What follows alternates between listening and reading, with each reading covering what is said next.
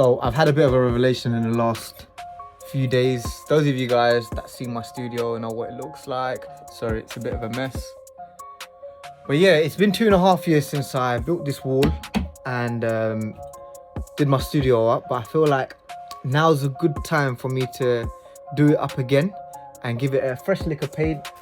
Maybe take off some of these old foam pads. It's been 2.5 years. I just wanted to kind of do it up again and give myself another bit of inspiration, especially since I'm back now to work. So yeah, I'll be vlogging this entire process and how it goes. The first thing is I'm gonna move that sofa. So yeah, we're gonna start on that today, and hopefully this process is gonna last no longer than a few days, but let's see how it goes. A few moments later. So I've taken the sofa out, I've put the old one back in, I'm gonna give that a clean. Oh, sorry, my thumb's in the way. But yeah, this place is a big fat mess. And yeah, so I've moved the sofa into the next room. Those that's been to the studio know the room next to it. It's quite a big space, so I feel like that sofa bed will look good there. And I'm gonna get this cleaned up and then I'm gonna start painting. Right, so that's day one done. I moved the sofa. As you can see behind me, I stripped the foam pads off the wall. I started anyway. I kind of got rid of my LED light that runs across the skirting board. I don't know, I kind of weren't really feeling it anymore, but I'm trying to make this a different color. So let's see how it goes. Tomorrow I'm gonna buy sanding blocks and stuff to sand out all of these walls and then give it a lick of paint, patch test it, see how it looks. And then yeah, we'll go from there. Just come back from B&Q. Got some paint stuff in the car. Yeah, I fully forgot to vlog on the way here, but yeah, we're gonna take it back and I'm gonna start painting today. Right, so stripped out some of the panels. I'm gonna start on this one. You can see I've got the paint ready. So yeah, it's gonna be interesting. Gonna start on it today. Let's see how it goes. Gotta rip that one out.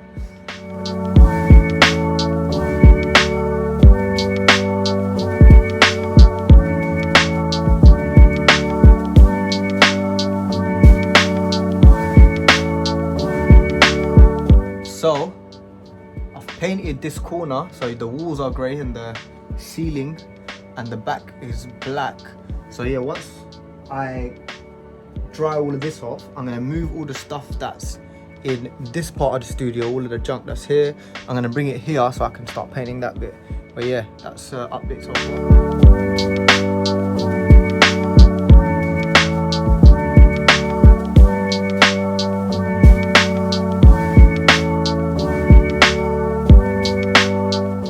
Yo, so I'm back here. I took a day off for some shooting, so yeah, day after I'm back here. As you can see, I kind of patched these bits up. That's because where the acoustic foam stuck before, it left like a residue. So when I painted over it, it kind of seeped through the paint. So what I did is I got some gloss white paint and went over it so that it kind of double layers it. And then what I'm gonna do is just get the roller and roll over it again. So yeah, we'll see how that goes. Right, so I painted most of it now. I'm like 2/3 of the way done. You can see the ceiling, see the wall. All that's left is the dismantling of the actual studio, the setup. So you can see I've started taking off some of the stuff from the racks. So once I take it off, it becomes a lot lighter to move, because right now it's like super heavy with all of the equipment on it. I'm gonna move the speakers out of the way and then start stripping down these panels. Right, I'm gonna call it a day. Strip down all those panels. Looks so different now. That's what the TV used to be. And yeah, so I've stripped all of that down.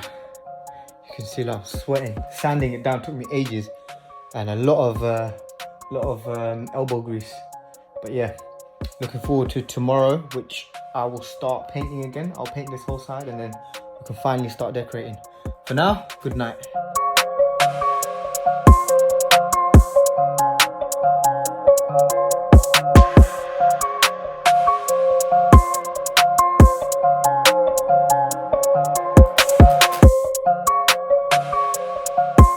Yo, so I'm back here after a couple of days. I took a few days off, let the paint dry. As you can see, it's coming along nicely. I'm gonna get ready for this back wall now. So obviously I put the TV up, trying to measure up exactly where it goes, like the kind of central position. Yeah, it's coming along nicely. As you can see, the place is a mess. But yeah, I'm just trying to figure out what to do next. Obviously the back wall is gonna have the wood on it, so I'm waiting for the arrival of the wood. I put in the delivery, so let's see. I'm gonna DIY it myself. It's basically some pallet wood that I ordered, and I'm gonna put it on the back of the wall, and yeah, let's hope for the best. So apparently the wood also helps with the sound absorption, so looking forward to putting that on. It's gonna give it that nice rustic feel. And then after that, I'm gonna start with the sound treatment. As you can see, it's very echoey in here. The last time I done the sound treatment, I done it myself, but I'm gonna try and get some help from a professional and see where it goes. So yeah, we're here now. Took a couple days off, and hopefully in the next few days, I'm gonna get cracking and we can see more of a transformation.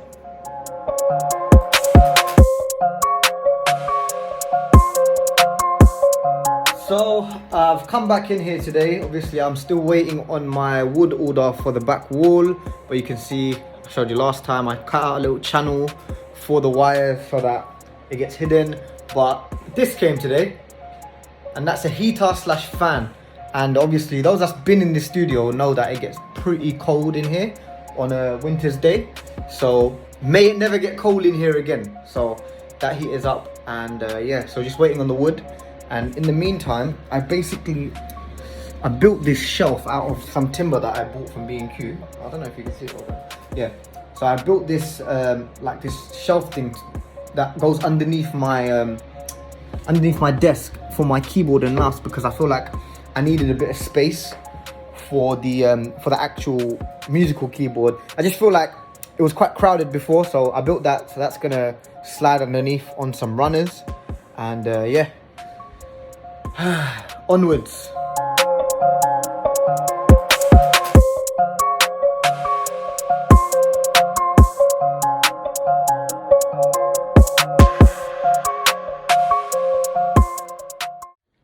So my wood finally came, as you can see.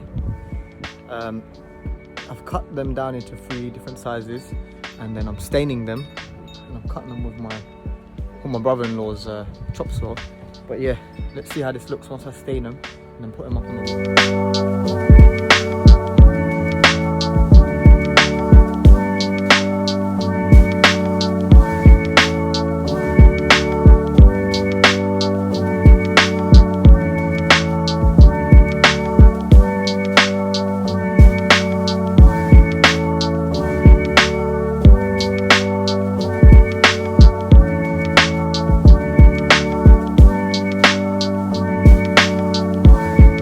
So the wall is finally done. I think it came out amazing. I'll go closer to it. I put the TV up. You can see that there's no cable sticking out the back. They just come out the bottom. I bust open a little channel, and yeah, this is legit pallet wood, which I stained. Help with my sister, of course. I put on, nailed on the wall, and then look, you can still see some of the wax is drying. I used a bit of beeswax, but yeah, I'm really happy with the way that turned out. Come out really nice. So I've just come back in after a few days away again. Oh, just whacked into the wall. After a few days away again, just put those up. So this time I didn't use any glue. I just hammered them in with these drywall nails. And yeah, so hopefully it doesn't mess up my ceiling if I ever want to take them off. It should just be an easy job to pull them off. And also I feel like, because this room gets quite cold overnight, the adhesive starts peeling off. Yeah, it's a bit mad.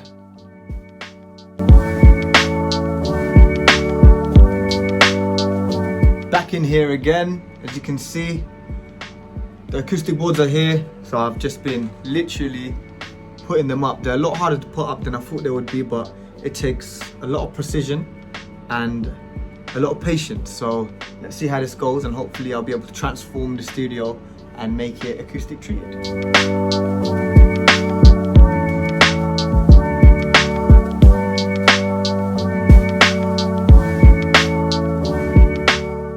So continuing where I left off, now we had a bit of a mishap with the cloud panels. It's not necessarily any fault of any of the panels. I think the panels are great, but what happened was, so we, as you can see, these little white dots on the ceiling, right? So when my brother and I, he helped me with it. It's a two-person job to put it up. I couldn't do it myself. When we put it up, we realized that my ceiling is actually really thin, so it's only one layer of drywall. So what we did is, when we put it up, we realized the screws didn't actually hold it properly. I mean, it did hold it, but the problem is that there was a gap between where the screw anchor was and where the screw came down. So what was happening is, some of them will get stuck in all the way, some of them will come out halfway. So that being said, last night we decided to make an executive decision, and we decided to filler, I don't know if you can see, we fillered around the hooks so that there's this like little anthill coming out of the ceiling. Now, once I paint over it in black, you won't be able to tell, and also when I put the panels on top of it, it'll kind of cover it up, but I'm just waiting for that to dry. Now, I've done a strength test in the morning since we did this last night, and as I was pulling it out, one of them came loose because I don't think it fully dried properly. So I had to, with that one over there, I had to put filler on that again because it failed the strength test. Now let's see if this holds up. So I'm going to try and put one of these on and see how well it holds up once these fully dry, and then we can get on to painting it.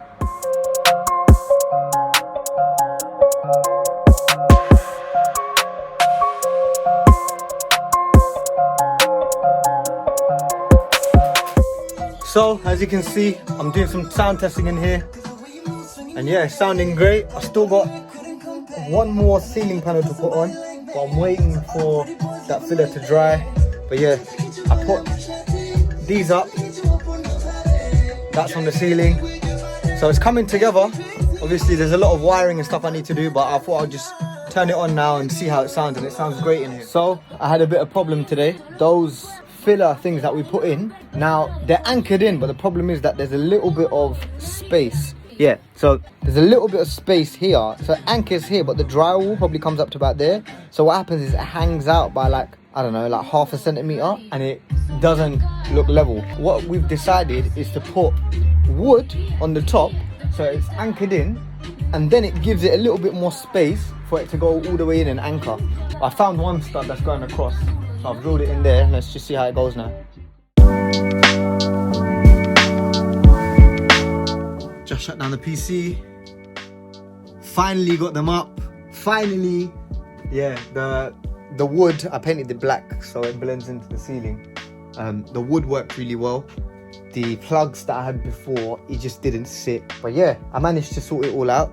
You can see I've hung my YouTube plaque and the two vinyls of my first album and EP, The Homecoming.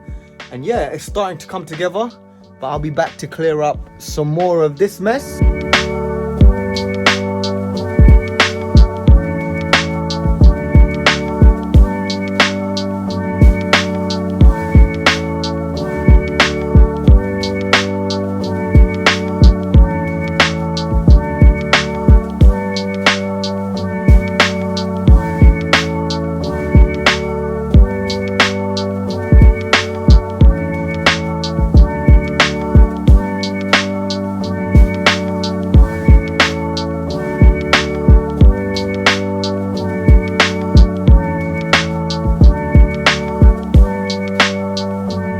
So one of the things that I wanted to do was to fix this door. I wasn't quite sure exactly what I wanted to do with it, but now I've kind of made up my mind. I want to basically put that wooden cladding on the door as well, because I'm having some sound problems where the noise kind of comes in through the door and also escapes through the door.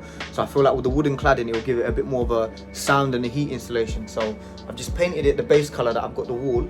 Obviously this is from the outside of it, but I'm going to put those cladding up and stain it the same color so that it looks flush and it looks the same.